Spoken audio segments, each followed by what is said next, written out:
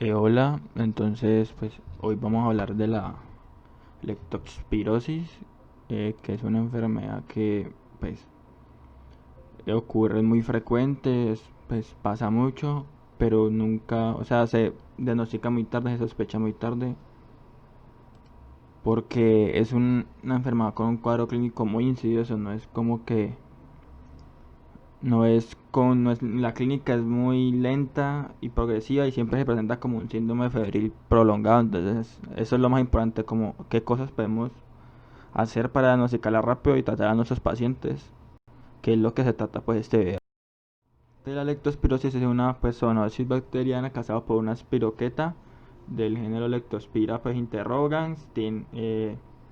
La manera de contagiarse es porque pues por al beber agua o tener contacto pues con líquido que ha sido pues orinado pues orinado pues por aquellos animales que son reservorios de esta espiroqueta, como lo son los mamíferos, las vacas, las ratas, los perros, la orina de los perros, la orina de los cerdos.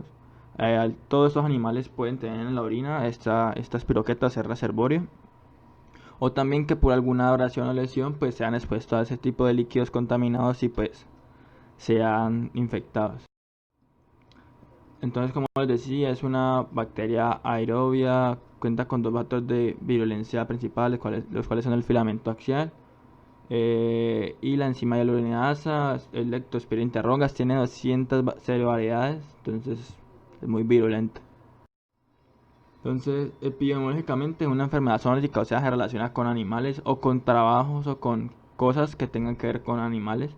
Es tropical, es una enfermedad de potencial endémico cuando hay muchas lluvias, porque en las inundaciones la orina de los animales pues, está ahí metida y entra a las mucosas de las personas y las infecta.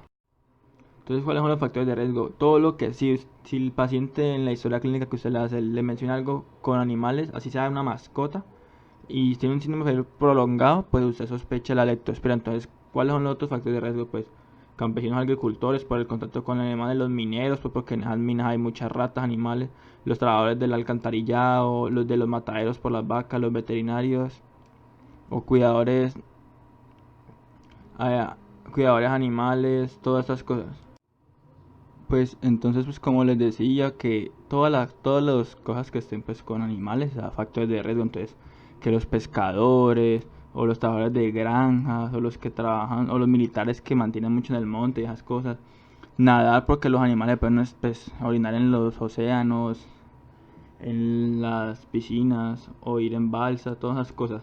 O el solo hecho de ser transportador de animales, todas esas cosas hace que tengas pues factores de riesgo pues, para tener leptospira. Entonces, pues, continuando pues con pues, la enfermedad de la fisiopatología, que es la espiroqueta, pues entra al cuerpo pues por la piel lesionada o por sus mucosas, pues cuando se mete en cosas líquidas, pues en piscinas o por inundaciones o por todo ese tipo de cosas que ya mencioné. Entonces, fagocitada por los polimorfonucleares, activa los linfocitos T, CD4, ligada a citoquina. Entonces me va a causar primero una fiebre, que eso va a ser los primeros síntomas: fiebres, más que todo síndrome febril, un síndrome febril insidioso de larga duración, una lesión endotelial de la membrana celular, y ya después por activación del linfocitos B y complejo 1 me puede dar pues el exantema, la lesión muscular, la lesión hepática, la lesión renal, que ya es como la fase final de la enfermedad porque pues ya lleva mucho tiempo la bacteria ahí. También pues por la destrucción bacteriana pues se va a liberar el lipopolisacárido, me va a dar una lesión endotelial, un choque tóxico, pues una sepsis con trombocitopenia, lesión pulmonar, lesión renal y lesión hepática, que es lo que me va a llevar pues a la disfunción orgánica, que es por lo que la gente se muere por leptospira después de mucho tiempo. Porque como les digo, esto primero me da un síndrome febril, que es esta etapa, que es muy insidioso. Entonces es importante sospecharla con los factores de riesgo y la buena historia clínica. Entonces, las manifestaciones clínicas son tres fases. Entonces, la primera fase es la fase anientérica o la fase monofebril, porque da un síndrome febril prolongado que se autolimita y la persona piensa que está sana, que no, que era una gripita y nada más. La segunda fase, que es la leptospirosis entérica o pues el síndrome de Weil, o también se le llama fase bifebril, porque da un pico febril, después baja, se quita la fiebre por unos días, por dos 3 días y vuelve a subir la fiebre y ahí ya me comienza la sintomatología pues característica. Y ya la tercera fase pues la fase pues pulmonar hemorrágica grave, o sea cuando ya el paciente está en sepsis, choqueado. Entonces en la fase anentérica entonces me va a dar una, lo que le decía, cefaleas como síntoma inespecífico, cefalea, la fiebre que va a ser continua, mialgias, conjuntivitis con fotofobia y se da un periodo asintomático. Entonces generalmente esa fiebre dura 10 días o hasta 15 días y se autolimita. Entonces la gente piensa, no tengo nada, nada, y se vuelve un síndrome febril prolongado. Como les mencionaba, una fiebre vuelve a dar una fiebre y pues cuando da esta fiebre, ella vuelve a bajarse, pues, se reduce, se baja y vuelve a dar otro pico febril con síntomas que pueden ser la ictericia pues por el daño hepático.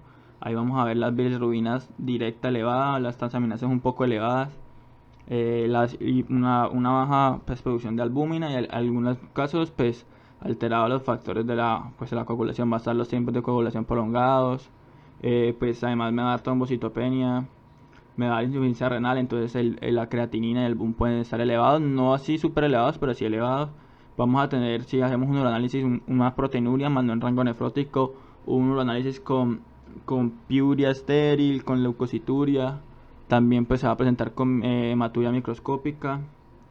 Me puede dar a veces miocarditis por insuficiencia renal, petequias, equimosis, sangrados, pues hematemesis, hemoptisis, melena, y a veces puede presentarse la meningitis aséptica que se va a ver en un líquido cefalorraquídeo pues de predominio linfocitario con glucosa en rangos normales y las proteínas elevadas.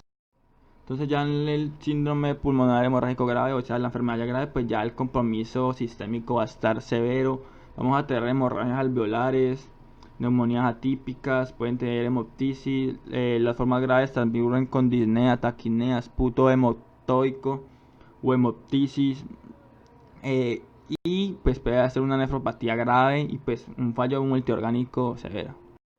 Entonces el diagnóstico, ¿cómo se hace? Entonces se tiene que siempre tener la sospecha clínica en un síndrome febril prolongado de leptospirosis, y más si tiene pues se considera un caso sospechoso y tiene pues los factores de riesgo como convivir con algún animal o con sus secreciones o con contacto con animales de alguna forma, y pues si presenta síntomas de síndrome febril prolongado con pequeñas elevaciones de creatinina, de las pruebas de función hepática, todas esas cosas. Entonces por eso se dice que es importante considerar pues en los ensayos anteriores pues, los factores de riesgo de estar en contacto con animal.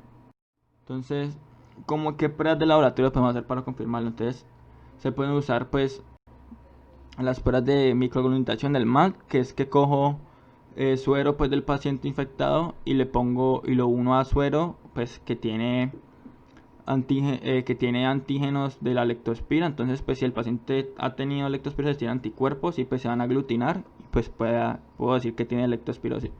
O la otra pues la IgM de la leptospira interrogans, pues para saber que tengo una infección aguda, pero hay veces esas pruebas al principio suelen salir negativas. O sea, en la primera fase de la enfermedad, en la fase anientérica, es más positivo la prueba de IgM que la MALC, y la MAL es más positiva en la segunda fase.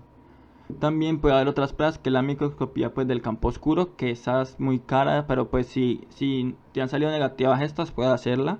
O la otra pues es la PCR para ver si sale el panel de PCR para ver si está pues la bacteria y su material genético, la Leptospira interrogans, pues porque como les digo, esta bacteria pues una enfermedad muy insidiosa y pues uno tiene que sacar todo el arsenal de paraclínicos para confirmar su sospecha diagnóstica pues por clínica. Entonces, se considera un caso confirmado de leptospirosis o sospechoso cuando tiene pues el mal mayor a 200 o aislamos la bacteria pues por PCR o por la microscopía de campo oscuro, o cuando tengo un mal negativo y después positivo, entonces y pues tengo la sospecha clínica. Entonces otros paraclínicos complementarios, entonces el hemograma, lo que le decía que puede haber, ahí podemos ver anemia, normocítica, normocrómica, trombocitopenia.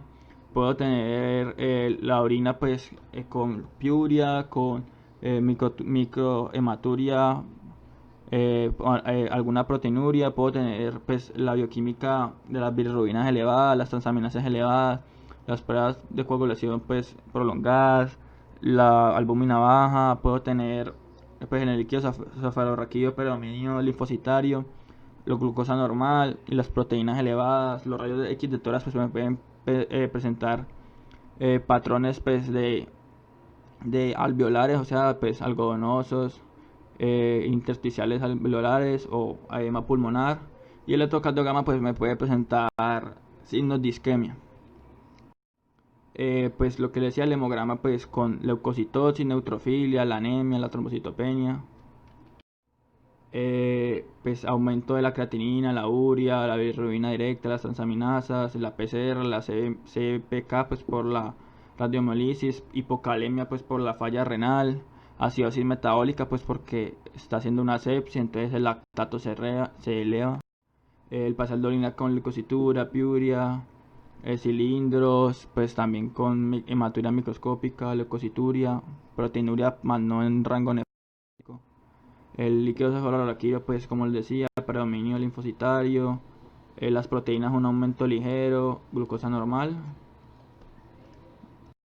el rayos X de tórax pues infiltrados alveolares, consolidaciones a veces, el EKG pues puede hacerme bloqueo, signos pues de arritmias o pues también de isquemia. Entonces pues en los diagnósticos diferenciales pues sale muchas enfermedades que dan pues síndromes febriles agudos, entonces el dengue, la hepatitis viral aguda, la meningitis bacteriana, el paludismo, que también pues me da anemia, la fiebre amarilla, hantavirus, todas esas cosas, la influencia, el FHA. Entonces todo esto pues puede darme sintomatología parecida. Entonces el tratamiento como es, cuando pues es en la primera fase pues el manejo ambulatorio, cuando no tiene signos de gravedad pues el manejo siempre va a ser ambulatorio. Ya si tiene pues signos de gravedad, pues se va a hacer intrahospitalario, y si ya tiene signos de choque o daño en algún órgano blanco, pues va a ser en UCI. Y pues los lactantes y la mujer embarazada siempre se tratan en el hospital independiente de los signos que tengan de gravedad. Entonces en menores de 10 años se da amoxicilina de 500 miligramos kilogramo día y pues se reparte la dosis cada 8 horas por 7 días. O la penicilina procaínica de 50.000 a 100.000 unidades kilogramo día y se reparte la dosis cada 6 horas por 7 días. Si es alérgico a la penicilina, pues pueden usar la eritromicina de 30 a 50 miligramos kilo día vía oral pues por 7 días. Ya si pues el niño tiene signos de gravedad, es hospitalizado, pues también se pueden usar la penicilina cristalina de 50.000 a 100.000 unidades pues kilogramo día repartido pues cada 6 horas. La ampicilina de 50 miligramos kilogramo día pues endovenosa cada 6 horas pues durante 7 días. O la ceftazona de 80 a 100 miligramos kilogramo día de 12 a 24 horas por 7 días. O el cefotaxime de 50 a 100 miligramos kilogramo día pues cada 6 horas durante 7 días. Y ya en el caso de los niños mayores de 10 años y en los pues, adultos, en los niños mayores de 10 años, la doxiciclina 100 miligramos cada 12 horas vía oral pues por 7 horas. O las cápsulas de amoxicilina pues de 500 cada 8 horas por 7 días. Y pues si es alérgico a la penicilina, la misma dosis de la eritromicina pues para menores de 10 años. Y en adultos, ceftazona 1 gramo pues por día endovenoso por 7 días. O cada 12 horas si tiene signos meningios. La ampicilina también de 1 gramo cada 6 horas durante 7 días. O la penicilina cristalina 1,5 pues, millones de unidades cada 6 horas durante 7 días. Y el cefotaxime 1 gramo cada 6 horas durante 7 días. Entonces hay que saber que la doxiciclina y pues siempre se usa en mayores de 9 años pues porque en menores de esa edad tiene efectos tóxicos igual que en las embarazadas pues porque las tetraciclinas son de embarazo y pues en los niños alteran el esmalte dental y pues dan otros efectos adversos. Y pues ya eso fue todo, espero pues les haya gustado. Esta enfermedad, el problema con esta enfermedad es que es muy difícil de diagnosticar porque sus síntomas son muy insidiosos. Entonces lo más importante pues de todo eso es que ustedes sepan como que siempre que tengan un síndrome febril prolongado y tengan esos factores epidemiológicos o en la historia clínica, cosas que le hagan sospechar de algo con animales o una zoonosis, Sospéchela, búsquela e investiguela. Entonces, muchas gracias. Hasta luego.